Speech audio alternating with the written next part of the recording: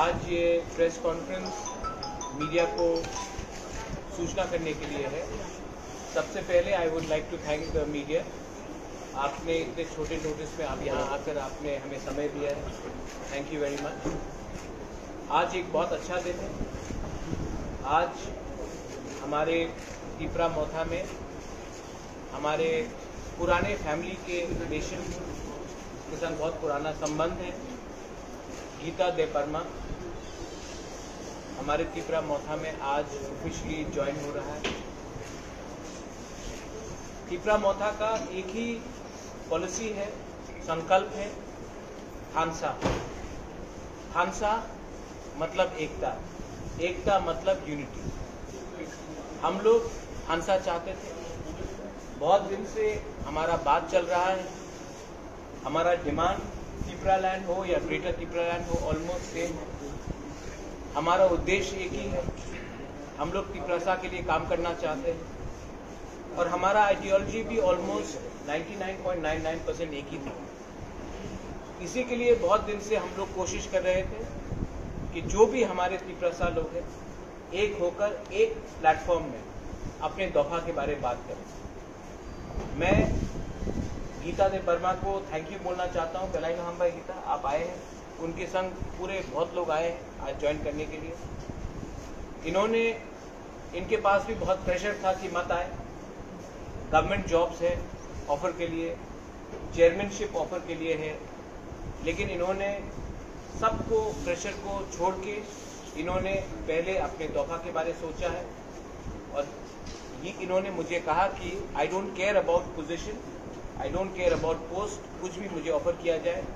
2023 में एक one last fight होगा हमारा और उस फाइट में गीता दे परमा और उनका पूरा team unconditionally without any condition रख के अपने दफा के साथ, अपने तिपरासा के साथ और हमारा जो पुराना रिलेशन है इनके फैमिली के साथ, उसको देखकर आज वो तिपरा मोथा इन्होंने ज्वाइन कर लिया है। मैं आशावादी हूँ कि आने वाले दिन में और लोग भी तिपरा मोथा ज्वाइन करेंगे। इसलिए नहीं क्योंकि तिपरा मोथा में इनको लगता है कि हम पावर में आएंगे, पावर में तो हम आएंगे, इसके लिए ये ज्वाइन करना चाह रहे हैं क्योंकि इनको भी एक मूवमेंट में शामिल होना है जिसमें हम लोग पहले अपने तिपरासा को सामने रखेंगे, उसके बाद अपना पॉलिटिकल इंटरेस्ट को सामने रखेंगे। ये बात कहने के बाद I would like to offer Geeta दे परमा टू से समथिंग।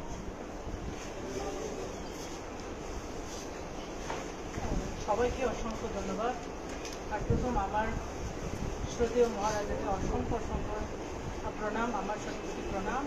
আর সঙ্গে আছে আমাদের শ্রদ্ধেয় ডিএম এডিসি শ্রী কমল দেববর্মা আরও কমলতলয় আরও অনেকেই এখানে যারা কর্মকর্তাগণ আছেন, এডিসি যারা আছেন সবাইকে, আর বিশেষ আমার মিডিয়া বন্ধু আপনাদের সবাইকে আমার আন্তরিক শুভেচ্ছা এবং অভিনন্দন। আজকে এই গুরুত্বপূর্ণ সময়ে আমি শুধু একটা জিনিস ঘোষণা করতে চাই, সেটা হচ্ছে আমি দীর্ঘদিন আইপিএফটি সংঘ হিসেবে কাজ করেছিলাম, আইপিএফটির সক্রিয় সমর্থক হিসেবে কাজ করেছিলাম। এর আগে আমার পজিশন ছিল ত্রিপুরা ন্যাশনালিস্ট এমপ্লয়ি অ্যাসোসিয়েশন তথা টিএনই এর প্রেসিডেন্ট বা সভাপতি হিসেবে কাজ করেছিলাম। তো কালক্রমে আমি দেখেছি যে ভারতবর্ষ এমন একটা দেশ যেখানে সম্পূর্ণ গণতন্ত্র বা গণতান্ত্রিক রূপে দেশটা পরিচালিত হয়। এমন একটা সুন্দর দেশের মধ্যে আমাদের যে আইপিএফটি, সেখানে গণতন্ত্রের কোনো স্থানই নাই। এটা আমি নিজের চোখে প্রত্যক্ষভাবে আমি দেখেছি, যেটা গত 2 এবং 3 তারিখ মার্চ যেটা আমাদের আইপিএফটি কেন্দ্রীয় কমিটির সম্মেলন হয়েছিল। এটা সারা ত্রিপুরার মানুষ জানে। এপ্রিল 2 এবং 3 তারিখ এপ্রিল দশরথ ভবনে একটা সম্মেলন হয়েছিল এবং এই সম্মেলনে আমাদের যারা এমসিসি মেম্বার তারা প্রত্যেকে ভোট করে আমাদের মাননীয় যে মেবার কুমার জমাতিয়া ওনাকে প্রেসিডেন্ট হিসেবে নির্বাচিত করেছিল। কিন্তু কালক্রমে দেখা যায় সেটা মানে অমান্য করে আমাদের এনসি দেববর্মা পুনরায় আবার স্বঘোষিত সেলফ স্টাইলে আবার সে প্রেসিডেন্ট ঘোষণা করে অন্যভাবে সেই পরিস্থিতিকে অন্যভাবে মূল করে নেয়। তো দেখা যায় সেখানে কোনো গণতন্ত্রের কোনো স্থানেই নাই। তো মেবার কুমার জমাতিয়া যেটা আমার হাজব্যান্ড, যেখানে ওনার আমি প্রথম থেকে দেখেছি, আমার যেটা ওনার সঙ্গে আমার বিয়ে হয়েছিল সেদিন থেকে দেখেছি। এর আগেও আমি ওনাকে খুব ভালো করে চিনি। ওনার যে কাজকর্ম আমাদের দফার জন্য, জাতির জন্য যে সমস্ত কাজগুলি উনি করে থাকেন, তার এই কাজগুলি দেখে আমিও কিন্তু অনেকটা অনুপ্রাণিত। আমি প্রথমে চাকরি করতাম, কিন্তু ওনার কাজ দেখে আমারও অনুপ্রাণিত হয়েছিল অনেকটাই। ওনাকে দেখে আমি অনেকটা শিখেছি। তো ওনাকে এমন একটা অবস্থায় রেখে দিল, এখন সেটা মানে বলার অপেক্ষা রাখে না, যেগুলি আপনারা হয়তো সবাই জানেন ত্রিপুরাবাসী। তো আমি দেখেছি এই সমস্ত কাজগুলি মানে ওখানে যে আমাদের যে দৃঢ় সংকল্প, যে ত্রিপুরাল্যান্ড পাওয়ার জন্য যে আমাদের সংকল্প, সেটা ওখানে থেকে কোনোদিন ফুলফিল হওয়ার কোনো চান্স এখন আর আমি দেখি না। মানে কোনো রকম সুবিধা ওখানে আর নেই। দ্বিতীয়ত আমাদের যে মহারাজা, উনি অনেক সময় সোশ্যাল মিডিয়াতে অনেক কিছু দেখি, অনেকে বলে এখন মহারাজা বলে কিছু নেই। কিন্তু আমি মনে থেকে মনে প্রাণ আমি বলতে চাই, উনি কোনোদিন আমি রাজা হিসাবে কিন্তু দাবি করে না। আমাদের যে মহারাজা, কোনোদিন আমি মহারাজা বলে দাবি করে নাই। কিন্তু ওনাকে যদি এখন মহারাজা রূপে আমরা যদি ডিনাই করে থাকি, তাহলে আমি মনে করি যাহাতে আমরা আমাদের ইতিহাসকে আমরা ডিনাই করি। যদি ওনাকে আমরা মহারাজা যদি না মানি, যদিও ঠিক আছে এখন গণতন্ত্র দেশ, সেই গণতন্ত্র দেশে আমাদের মনের মহারাজা কিন্তু উনি, আমাদের মনের মহারাজা। তিনি যেভাবে সবাইকে একসঙ্গে নিয়ে, সবাইকে এক জায়গাতে নিয়ে, সবাইকে থানচাতে নিয়ে যেভাবে উনি কাজ করার একটা আহ্বান সবার কাছে রেখেছেন, সেটা আমরা কোনোদিন ডিনাই করতে পারবো না। এবং আমি শুধু না, আমি জানি প্রত্যেক মানুষের হৃদয়ে উনি আছেন। উনি যেভাবে মানুষকে ভালোবাসেন, যেভাবে প্রেরণা দেন, যেভাবে মানুষের জন্য কাজ করে থাকেন, আমি মনে করি, ব্যক্তিগতভাবে মনে করি, এটা শুধু ত্রিপুরা নয়, শুধু ভারতে নয়, পৃথিবীর ইতিহাসে আমাদের মহারাজা একটা বিশেষ একটা স্থান উনি তৈরি করে নেবেন ইন ফিউচারে। তো ওনার আহ্বান আমরা কিছুতেই ডিনাই করতে পারবো না। শুধু আমি না, আমি প্রত্যেকে অনুরোধ রাখবো, ওনার আহ্বানে সাড়া দেওয়া আমাদের প্রত্যেকের উচিত। কারণ উনি যেভাবে গ্রেটার ত্রিপুরাল্যান্ডের নামে যে আন্দোলন এখন আমাদের মহারাজা যেটা সূচিত করেছেন, সেটাকে আমরা অবশ্যই মান্যতা দেওয়া উচিত। এসে ওনার প্রজা হিসাবে উনি তো বলেছেন, আমাদের মহারাজা বলেছেন যে ওনার সঙ্গে আমাদের পারিবারিক সম্পর্ক আজকের নয়, যা দীর্ঘদিন থেকে আমাদের সম্পর্কটা ছিল এবং ভবিষ্যতেও থাকবে, সেটা আরো মজবুত হবে।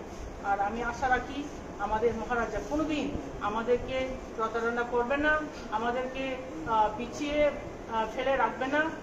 আমি জানি, সেই জন্যই আমি আজকে আমার মহারাজার আহ্বানে সাড়া দিয়েছি।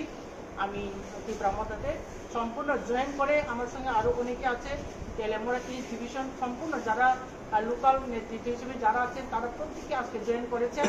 তাছাড়াও প্রায় ওখানে যারা সাপোর্টার হিসেবে আছে, ভোটার হিসেবে আছে, তারা সবাই এখন আজকে আমার সঙ্গে আমাদের মহারাজার টিমে আজকে আমরা সব যোগদান করেছি।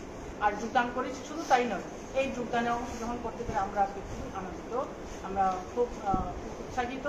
এবং ইন ফিউচারে আমাদের টার্গেট থাকবে যাতে আমাদের এই গ্রেটার ত্রিপুরাল্যান্ড অথবা ত্রিপুরাল্যান্ড সেই আন্দোলন আরও যাতে আমরা স্ট্রংলি মুভমেন্ট করতে পারি, তার জন্য আমরা আরও চেষ্টা করব এবং সাকসেস হবে বলে আমি আশা রাখছি।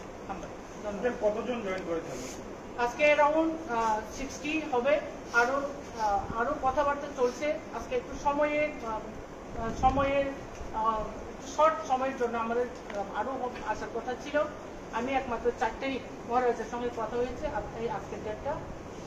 তো আরো আমরা চেষ্টা করব, এখন প্রত্যেকটা ডিভিশনে আমরা ঢুকবো, আরো যাতে বেশি তো আসবেই, বেশি থেকে আরো বেশি যাতে আরো এখানে জয়েন করতে পারি, যোগদান করার ক্ষেত্রে, তার জন্য আমাদের দৃঢ় সংকল্প থাকবে। মেবার কুমার জমাতিয়া স্যার কি জয়েন করবে? অ্যাকচুয়ালি রাজনীতি হচ্ছে যার যার বিবেকের ব্যাপার। এখন ওনার ব্যাপারটা আমি কিছু বলতে পারবো না, ওনাকে জিজ্ঞেস করতে লাগবে সেই ব্যাপারটা। আপনি যে জয়েন করছেন ওনাকে বলেছেন? হ্যাঁ, আপনি যে জয়েন করছেন ইয়েস বলেছি। ওনার মতামত কি ছিল? ওনার মতামত দেখেন, আমাদের প্রথম থেকে আমার যেদিন বিয়ে হয়েছিল সেদিন থেকে আমাদের দুজনের মধ্যে কারোর উপর কারোর কোনো রকম আরোপ বা চাপা নেই। উনি যেভাবে কাজ করতেন ওনার পছন্দ মতো, আমি যেভাবে কাজ করি আমার পছন্দ মতো। মানে কেউ কারোর প্রতি কোনো রকম চাপ আমাদের মধ্যে, আমার ফ্যামিলিতে অন্তত এই সিস্টেমটা নেই। তার জন্য আজকে যে আমি এসেছি ওনার কোনো আপত্তি নাই। উনি দীর্ঘদিন রাজনীতির সঙ্গে জড়িত ছিল, আমার কোনো আপত্তি নাই, কারণ রাজনীতি করাটা যাদের বিবেকের। অতি শীঘ্রই মেম্বার জামাতে ইসলাম জয়েন করতে পারে? আমি সেটা কিছু বলতে পারবো না। আপনি उनका सवाल है, वो आप उनसे पूछ लीजिए। প্রশ্নের জবাব আপনি যদি পেতে চান ওনাকে জিজ্ঞেস করতে হবে। যেহেতু আপনার হাজবেন্ড একজন শাসন করে শহীদ দলের একজন মন্ত্রী, मंत्री ना একজন এক্স মিনিস্টার। তো এখন বিজেপির যে মানে শাসন চলছে, এই শাসন নিয়ে আপনার কি মতামত, কিরকম চলছে? সেটা আমি কিছু বলবো না। এখন সারা ত্রিপুরার মানুষ, ত্রিপুরার কিরকম অবস্থা চলছে সেটা সবাই দেখে আপনারা আরো ভালো জানবেন। সবখানে যান, আপনারা সবখানে নিউজটা পান, যে কোনো ইনসিডেন্ট সবখানে তো আপনারা আছেন, আপনারা আরো ভালো বুঝবেন ত্রিপুরার মানুষ সুখীতে আছে না দুঃখীতে আছে। और कोई क्वेश्चन है तो লেবার সমাজ জামাতের উপর যে জিনিসটা হয়েছে সেটা নিয়ে নিশ্চয়ই Gita Sharma is not happy, ওটা তো আমরা বুঝতে পারছি আপনার থেকে। আপনি কি ওনাকে মানে ইন্সপায়ার করবেন যে ওনার যা পরিস্থিতি, যেখানে বলছেন আপনি ডেমোক্রেসিই নাই, সেই জায়গা থেকে সরে আসতো? উনি তো ইলেক্টেড হয়েছিলেন আপনার কথা অনুযায়ী, আমরাও দেখেছি ইলেক্টেড হয়েছে। সেই জায়গায় আপনি কি ওনাকে কনভিন্স করার চেষ্টা করবেন যে যেখানে ডেমোক্রেসি নেই সেখানে ঠিক কি হবে? দেখেন, মানুষের মনে যেটা আছে সেটা আগে বলেছি, যদি বিবেকে যদি কিছু না থাকে তুমি শত কনভিন্স করার চেষ্টা করলেও সেটা কোনো লাভ হবে না। এই ব্যাপারটা এখানে আমার বিশ্বাস। যে মেইন যে ডিমান্ডটা নিয়ে একসময় আইপিএফ ছিল ত্রিপুরা ল্যান্ড, সেটা আপনিও ছিলেন ওইখানে। এখন কি পরিস্থিতি ওইখানে? কি ওরা ওই ডিমান্ডটা আদৌ ওরা ওইটা এক্সিস্ট করে? থ্যাংক ইউ ফর দ্য প্রশ্নের জন্য। আমি বলবো, একটু টেনে বলবো। দেখেন, যখন 2018 ইলেকশনের প্রাক মুহূর্ত থেকে আরম্ভ করে আজ পর্যন্ত 2018 যে অবস্থা, আমাদের আইপিএফটির অবস্থা এবং আজকের যে অবস্থা, সেটা আপনি একটু কম্পেয়ার করে দেখবেন। 2018-তে যদি আইপিএফটি বিজেপির সঙ্গে জয়েন না হতো বা কোয়ালিশন যদি না হতো, তাহলে বিজেপি সরকার আসতো কি না সেটা আমার ভেরি ডাউটফুল জানা। তো আমাদের ডিমান্ড ছিল ত্রিপুরালের। ইচ অ্যান্ড এভরি ওয়ান, আমাদের ট্রাইবেলের মধ্যে ইচ অ্যান্ড এভরি ওয়ান, তারা সবাই ত্রিপুরালের প্রতি বিশ্বাস ছিল। এটা আপনারা অনেকবার আমাদের আন্দোলনে দেখেছেন হয়তো বা। কিন্তু যে মাত্র ক্ষমতায় যাওয়ার পর, সরকার গঠন করার পর, সরকার গঠন করে একটা চাবি কাঠি হাতে পাওয়ার পর, আইপিএফটি যারা এমএলএ হিসেবে আছেন অথবা আমাদের মাননীয় এনসি দেববর্মা যিনি আছেন, ওনাদের মুখ থেকে এক্সেপ্ট মেবার কুমার জমাতিয়া বাদে কারোর মুখে আমি কোনো রকম এই ত্রিপুরাল্যান্ডের দাবি করতে আমি দেখিনি। আমি বিধানসভাতে যখন অধিবেশন হয়, আমার টোটাল 4 বার ঢোকা হয়েছিল। আমি শুধু একটা উদ্দেশ্যে আমি ওখানে ঢুকি যে আমাদের এমএলএ গুলি আছে তারা কোনো রকম সেই রকম দাবি করে কিনা সেটা দেখার জন্য আমার অ্যাসেম্বলিতে ঢোকা। কিন্তু আমি কোনোদিন দেখিনি যে তারা এই ত্রিপুরাল্যান্ডের দাবি নিয়ে ওখানে কথা অ্যাকসেপ্ট আমাদের মাননীয় এখানে যে বিশ্বকিত বাদ। আপনারা সবাই জানেন আমাদের বিশ্বকিত দেববর্মা কেন এই আইপিএফ পিছিয়ে আসতে হলো। যদি আজকে আমাদের এমএলএ গুলি এই দাবিগুলি যদি তুলতেন, তাহলে আজকে আইপিএফটি হাতে গোনা কয়েকজন সাপোর্টার নিয়ে থাকতে হতো না। এখন দেখেন আইপিএফটির কাছে কোনো লোক নাই, সেটা আমাদের এডিসি ইলেকশন মানে সব পরিষ্কার। যদি তারা যদি দাবিটা করতো, আমাদের ত্রিপুরাসাদের স্বার্থে যদি এই দাবিগুলি তারা রাখতো বা ওইখানে তুলতো অ্যাসেম্বলিতে, হয়তো মানুষের মধ্যে একটু শান্তি বা তৃপ্তি পেতাম। কিন্তু সেরকম কোনো কিছু আমরা ওখানে দেখছি। শুধু তাই নয়, এস এ লিডার হিসাবে আমাদের এনসি দেববর্মা দীর্ঘদিন ধরে আইপিএফটির সভাপতি ছিলেন, প্রেসিডেন্ট ছিলেন, কিন্তু আমি দেখিনি কোনো দিন এস এ প্রেসিডেন্ট ওনার যে এমএলএ ওনার যে নেতৃবর্গ যারা রয়েছে তাদেরকে কোনোদিন এই কাজ করো এই করো সেই করো করে গাইড করতে আমি কোনোদিন দেখিনি। যেরকম আমাদের মহারাজা যেভাবে সবাইকে কন্ট্রোল করে, সবাইকে ইনস্ট্রাকশন করে, সবাইকে একটা সুন্দর গাইড করে যেভাবে পার্টিটাকে পরিচালনার চেষ্টা করেছেন, ওই জিনিসটা আমি তাকে কাজে আমি জায়গাতে বলবো আমাদের মহারাজা এবং এনসি মা এটি যেমন দিন এবং রাত যেরকম তফাৎ আছে ওই রকম তফাৎ আছে বলে আমি মনে করি। আর কিছু I have a question to Maharaj here. Maharaj, several people have been joining from IPF in the last couple of days. The employees wing of IPF have joined you, and a couple of other retired people, association, retired people association from the Tripura government are also joining. Today, Geeta Debam has joined. How many people have actually broken away from IPF and joined Tripura Motha so far? And this month itself, I think over 2,000 people have joined. Across the whole of Tripura, over 2,000 people have joined. In leaders, we have had over 30 to 40 leaders who have joined. The point is not people are leaving IPF. The point is that why are people leaving IPF? That is because IPFT has become a B team of BJP. BJP has clearly said, Sunil Deodhar has clearly said, NC Deparma सुन ले, अगर सरकार में रहना है तो Tripura land आप demand से हटा दीजिए वरना विपक्ष में बैठिए। He said it to media. तो उसके बाद एनसी देवर्मा चुप हो चुके हैं क्योंकि उनको सरकार में रहना है और जिनको लोगों के लिए बात करना है वो बिना डर के अपने डिमांड में रहेंगे।